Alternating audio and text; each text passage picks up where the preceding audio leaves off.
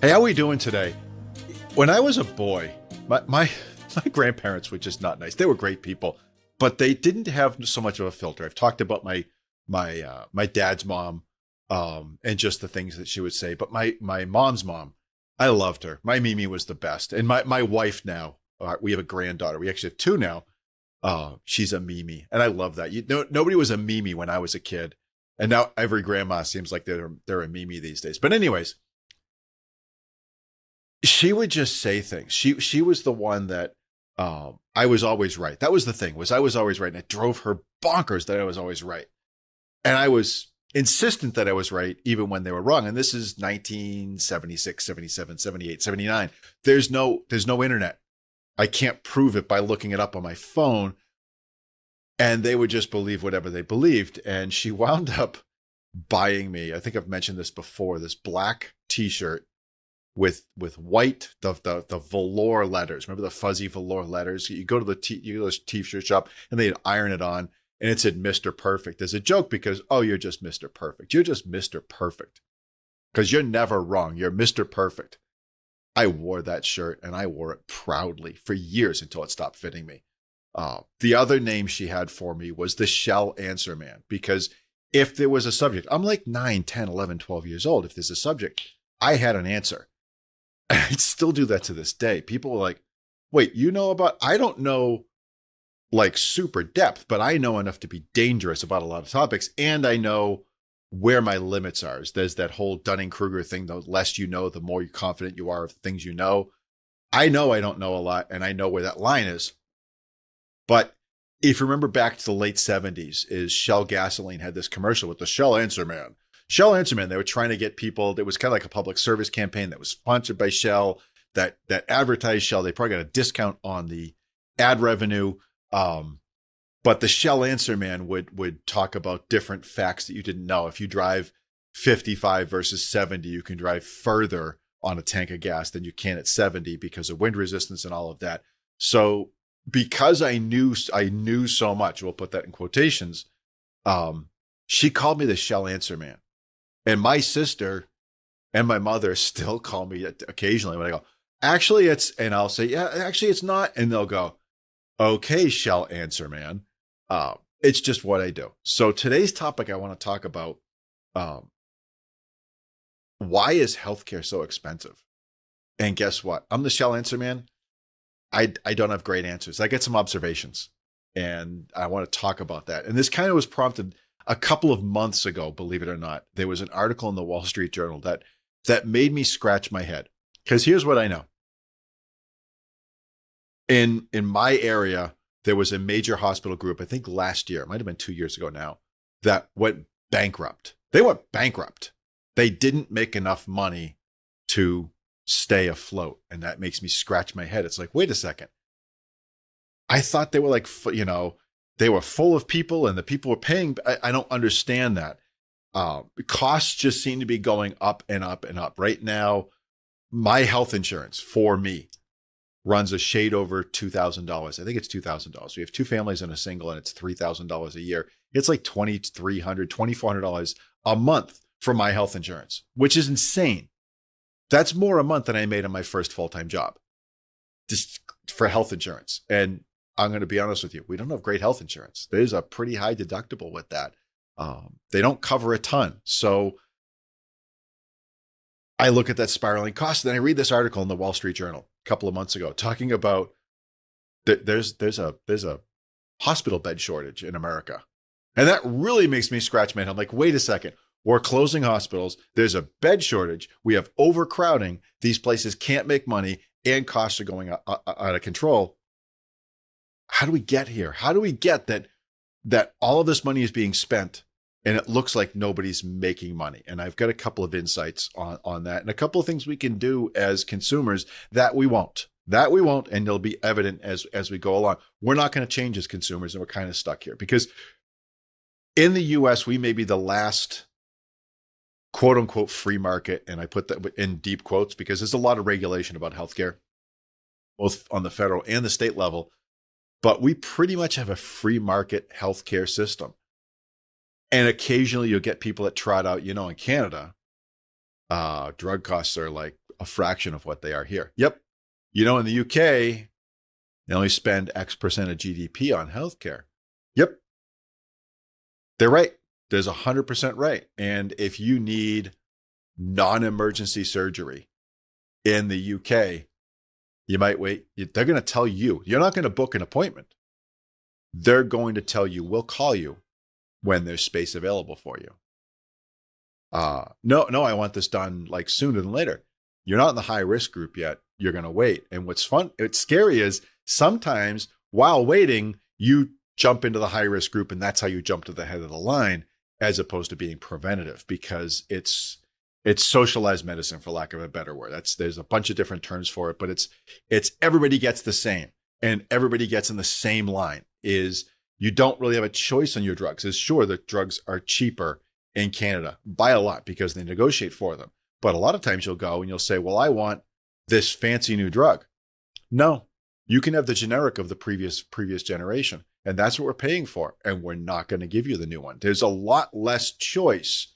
We pay so much individually and as a percentage of GDP because we want choice. The choice is like, it's central to who we are as Americans. It is central to who we are as Americans. Socialized medicine would crash and burn very, very quickly in this country because people just assume we have choice. And I'll talk about a story I had about this personally in a little bit. But a couple of things where people think the costs are, and they may or may not be. The first one's prescription drugs. Oh my gosh, prescription drugs. It's so expensive and it's not fair, and the drug companies are making tons of money. Go ahead and look at the financials for your run-of-the-mill drug company worldwide. The U.S. companies, the European companies that basically make most of their money in the U.S. They're not making money hand over fist on a regular basis. They're just not. There's no big pharma cabal that's trying to get something over on you, this and that. It just doesn't exist. We definitely saw that. There's no cabal of trying to, you'll get the far fringe people that'll say, they have a cure for cancer, but they won't release it because then they lose all this money. That's the far version of there's a cabal out there. But even the more moderate cabals is they're controlling things so they can continue to make money. And I point to Moderna and Pfizer and Johnson & Johnson to some extent that put a lot of effort into COVID-19 vaccines back in 2020 and 2021 with the expectation if they were going to make gajillions of dollars for many, many years.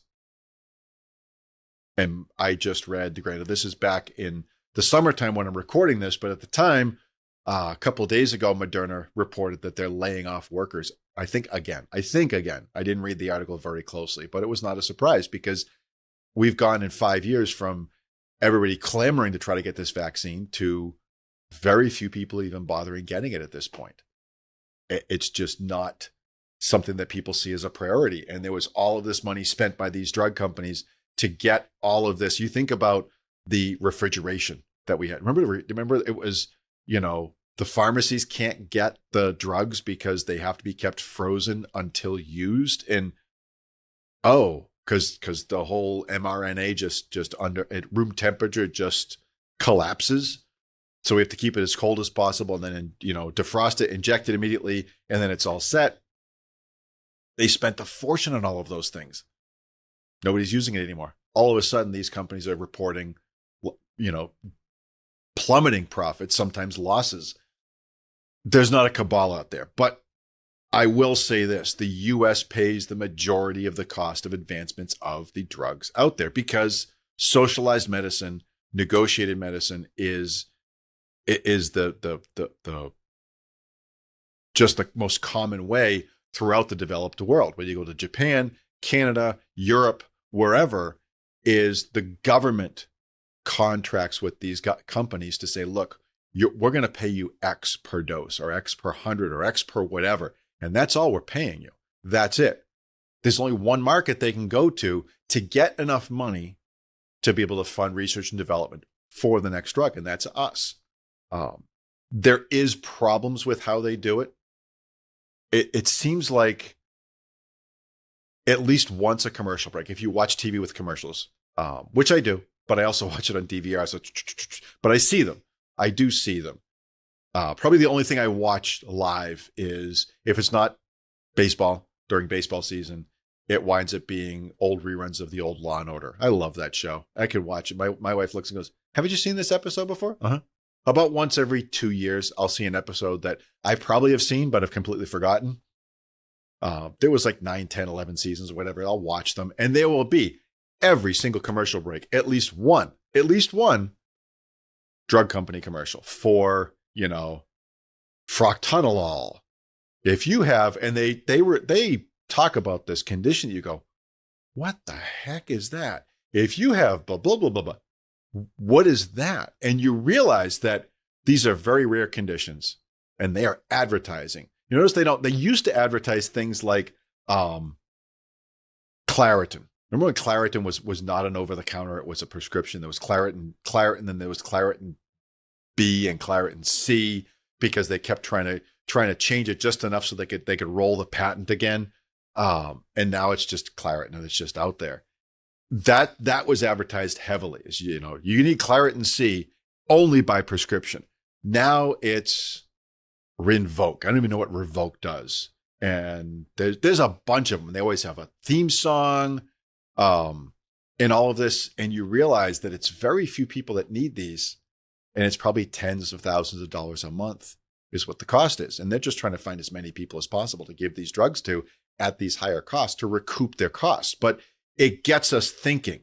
All of these commercials get us thinking of, oh, we need the latest and greatest. We need the latest and greatest. And they go to our doctor and we say, hey, wait a second, we need the latest and greatest. My wife is being, there's a medication that the doctor wants to add back that she took several years ago. Excuse me. And the catch with this medication is she took it 10 years ago. And the doctor's talking about, we're going to have to call the insurance company to make sure they'll approve the drug.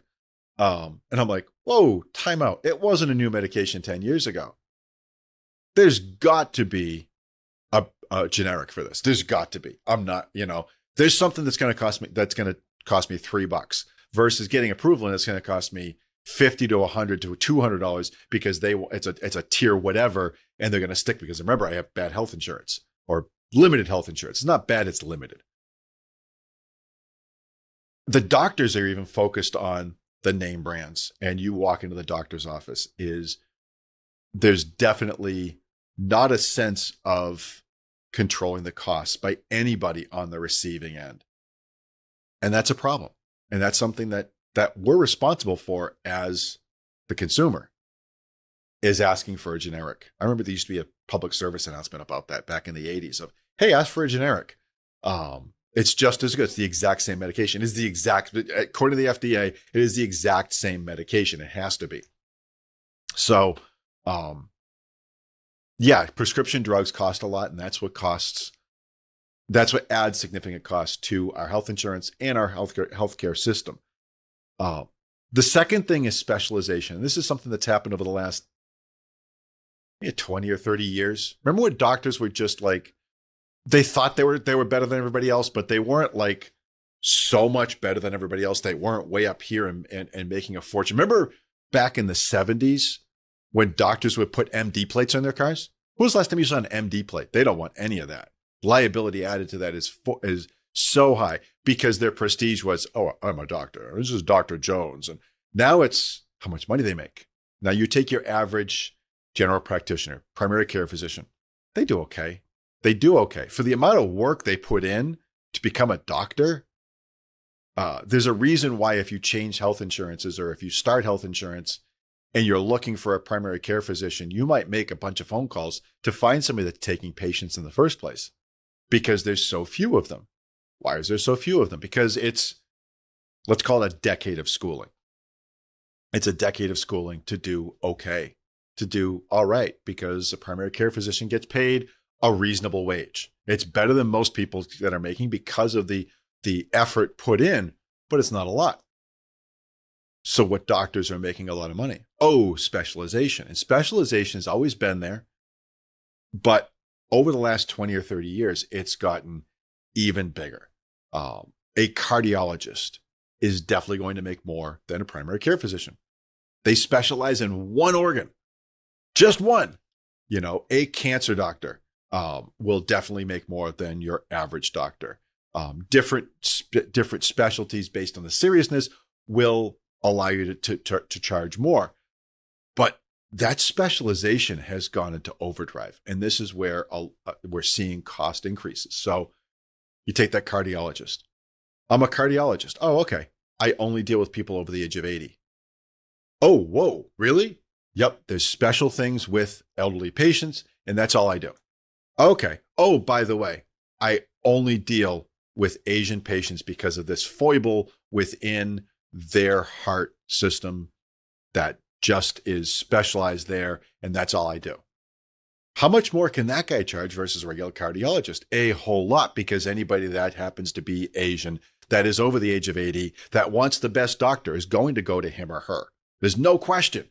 That level of specialization has led to some of these doctors making way more money than they should have. So specialization is definitely costing more.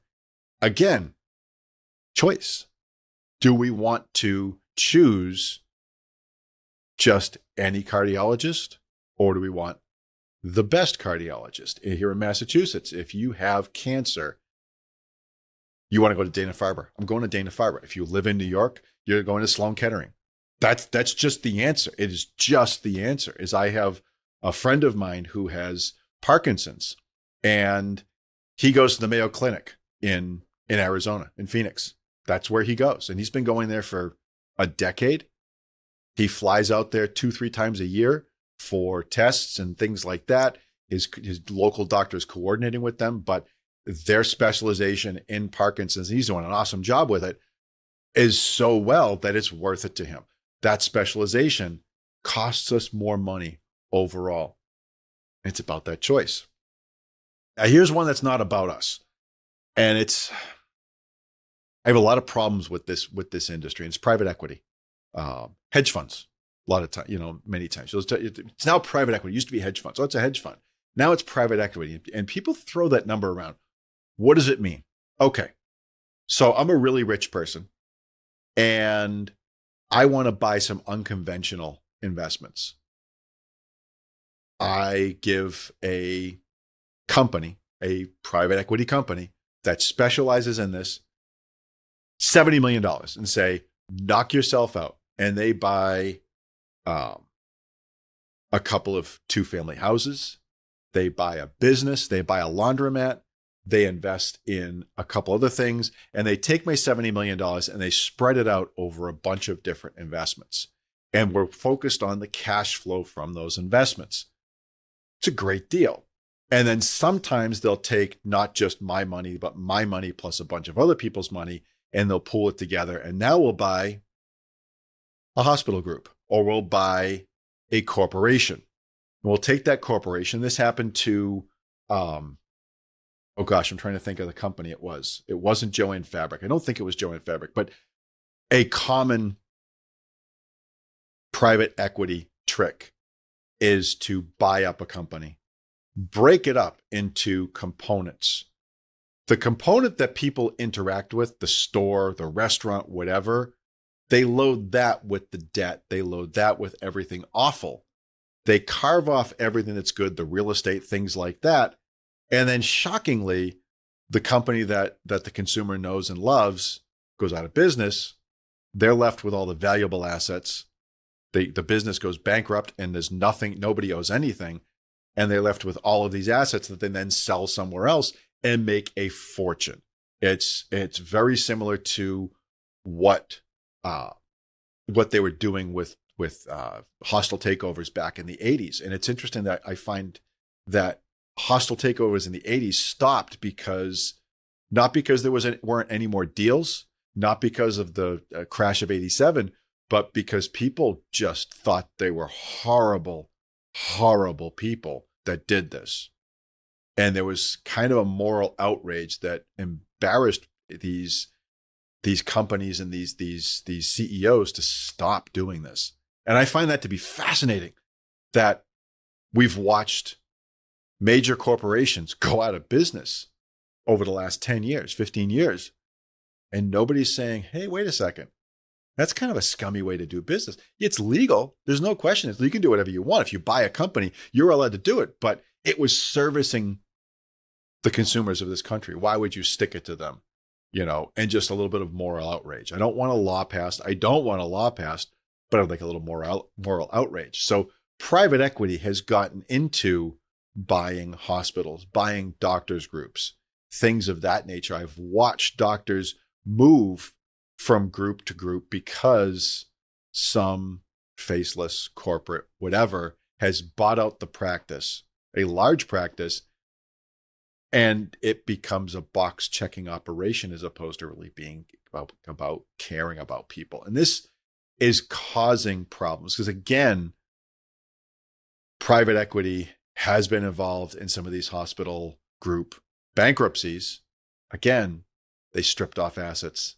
They left the ongoing concern with not nearly enough resources and way too much debt.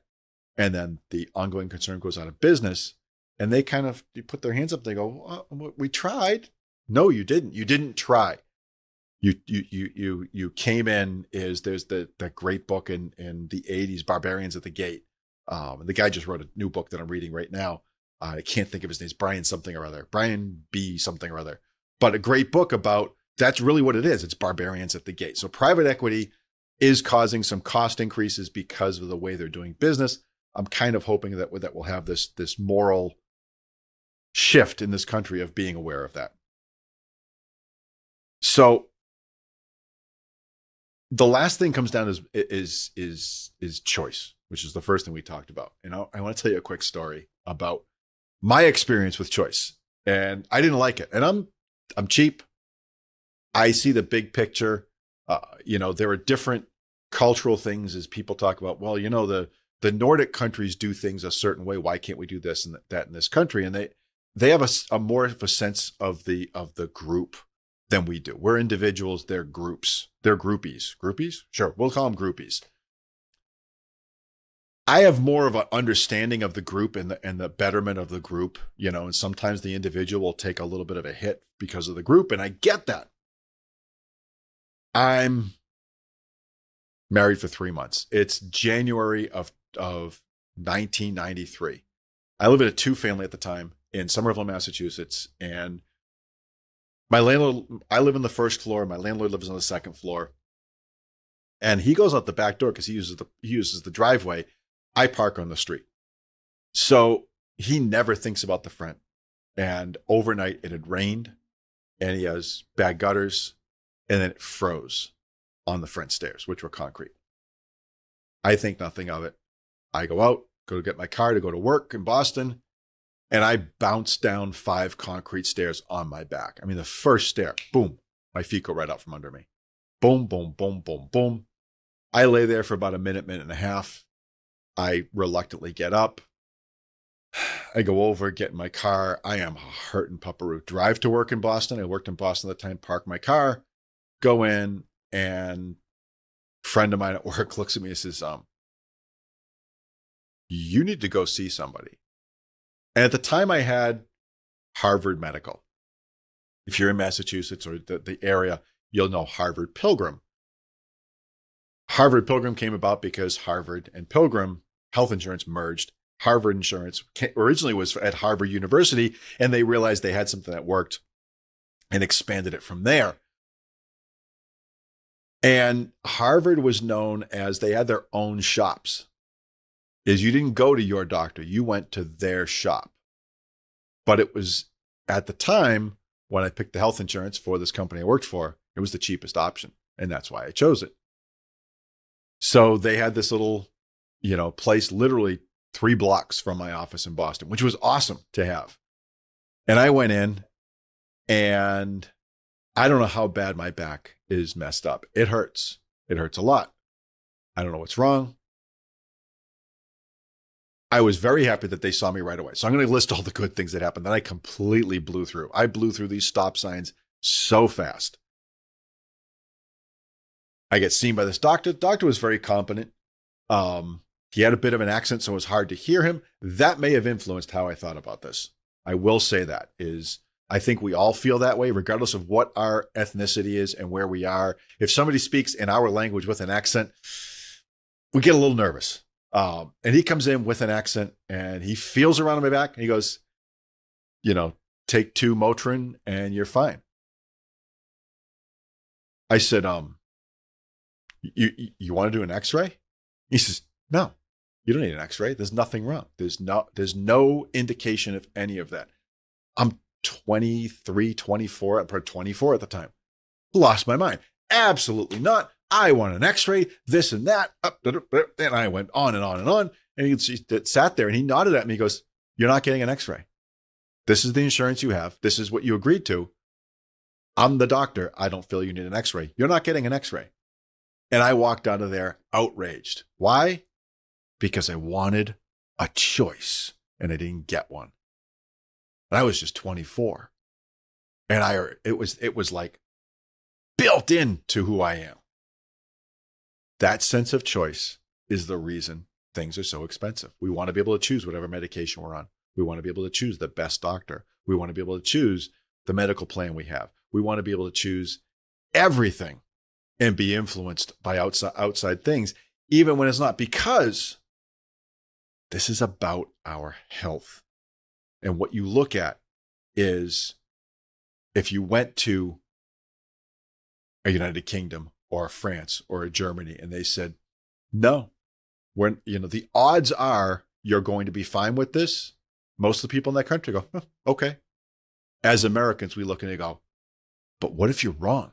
What if I'm that 1/10 of 1/10 of 1% that this isn't the right thing? I want the best care.